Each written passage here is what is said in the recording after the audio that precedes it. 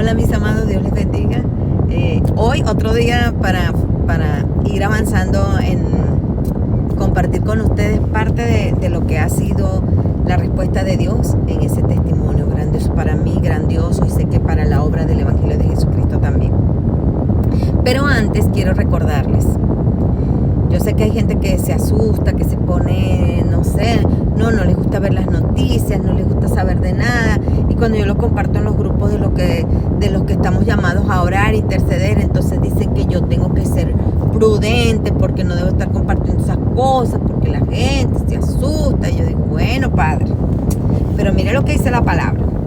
En Hebreos, primero va a leer Apocalipsis 21:8, porque yo recuerdo cuando a mí me tocó aprender eso, yo dije, bueno, Señor Jesús, verdaderamente.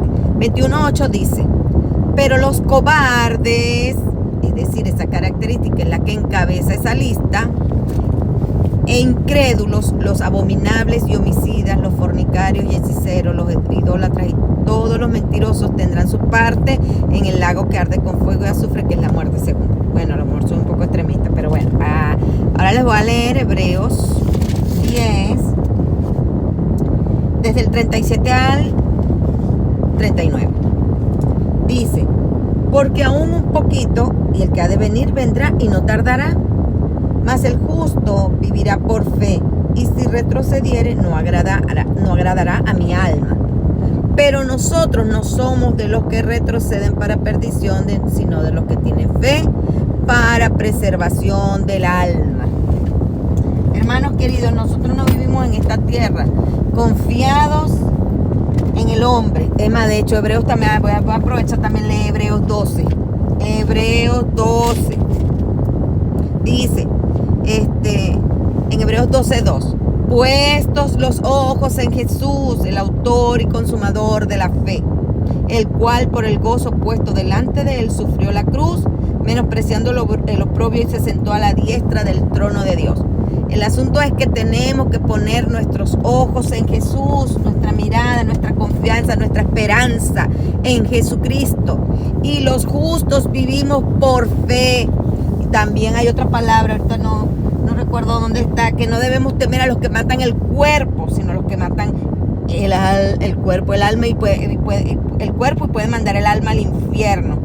Entonces yo digo, pero bueno, ¿por qué se asustan por las noticias de que Venezuela se está anoche, por cierto, eso salió en las noticias, es verdad, porque la gente que lo está diciendo no son mentirosos. Venezuela se está preparando para hacer plataforma para que Irán envíe misiles a Estados Unidos. Eso no es mentira. Entonces, si mandan misiles de Venezuela para Estados Unidos, ¿qué va a pasar? De allá para acá, de aquí para allá. O sea, bueno, que el Señor nos ayude. Pero ¿qué pasa? El pueblo de Dios tenemos que orar a los que matan el cuerpo. Está en Mateo 10:28. No temas a los que matan el cuerpo, pero no pueden matar el alma. Teman más bien al que puede destruir el alma y el cuerpo en el infierno. Entonces no tenemos que asustarnos.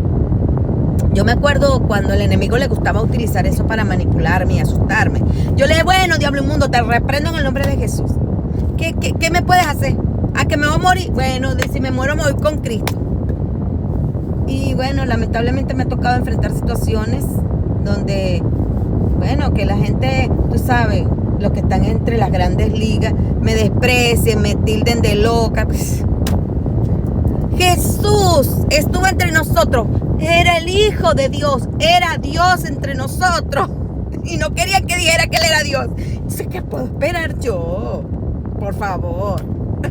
Bueno, y entre las cosas que forman parte de ese testimonio es que, mire, cuando yo tuve a mis hijos que vivían en esa comunidad de Mariño, y ellos empezaron a estudiar en la escuela, las maestras mutiladoras, que nadie nadie se atrevió a decirle nada a las maestras. A ellas les encantaba decir que mis hijos iban a ser delincuentes, y resulta, decían de mi segundo hijo que él iba a ser delincuente. Pero cada vez que una maestra de esa decía que mi hijo iba a ser delincuente, yo agarraba y lo sacaba de la escuela y lo cambiaba de escuela y decía, ustedes no saben lo que es enseñar.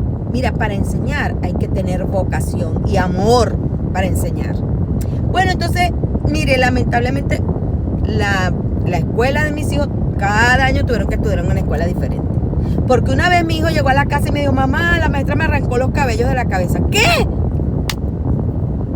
¿Cómo así? Entonces yo un día dije, bueno, voy a entrar a su salón de clases. Es más, voy a ir a hablar con la maestra.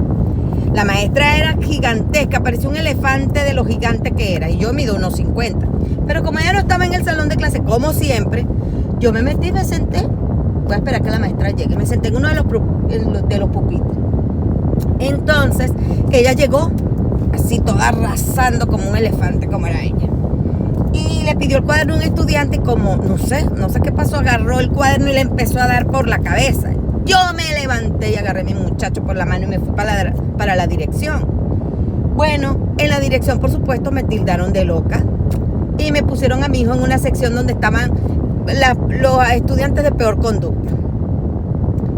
Y yo dije, Señor, esto no se va a quedar así, Padre, tú tienes que ayudarme a hacerme justicia. Pero al pasar de los años, cuando yo me gradué de profesora, en un momento X, que Dios siempre nos hace justicia, porque Dios no se queda con nada, nos hace justicia.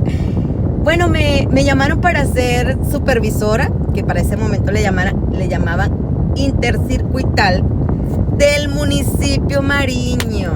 Yo me acordé de cuando José, que fue vendido por sus hermanos, y después resulta que él estaba como segundo al mando al lado de Faraón y le tocó dar de comer a su familia.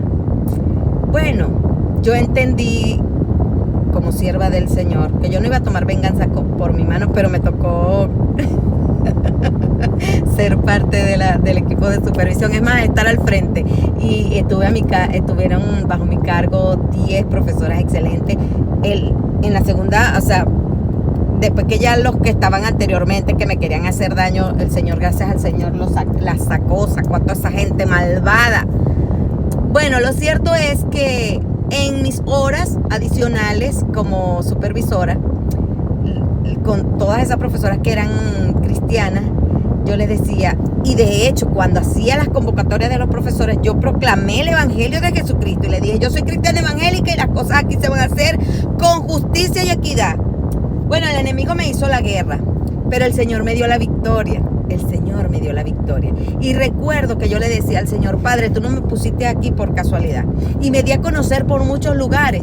Ciertamente, en aquel momento no se concretó el proyecto que Dios había puesto en mi corazón. Y era proclamar el evangelio, hacer campañas. La profesora me decía, profe, pero ¿cómo vamos a hacer eso? Vamos a conectar con esto. Pero hubo varias conexiones y llevé a cabo la predicación del evangelio, el compartir de la palabra, la palabra de consejo. Lo voy a dejar hasta aquí hoy, porque realmente es para que usted vea. Hoy quizás podemos estar debajo de las chancletas de mucha gente o debajo del zapato, y esa gente grande que están allá en el poder nos miran como poca cosa y como cucaracha. Pero Dios es quien levanta nuestra cabeza. Un día estaba siendo humillada, me acuerdo yo, en la dirección de la escuela Rosamelia Flores. Pero después, profe, pase por aquí, era la supervisora. Así que, amados hermanos, Dios no se queda con nada. Dios es un Dios de justicia. Y la palabra también nos enseña que Dios no nos ha dado espíritu de cobardía, sino de poder, de amor y de dominio propio. Dios me los bendiga.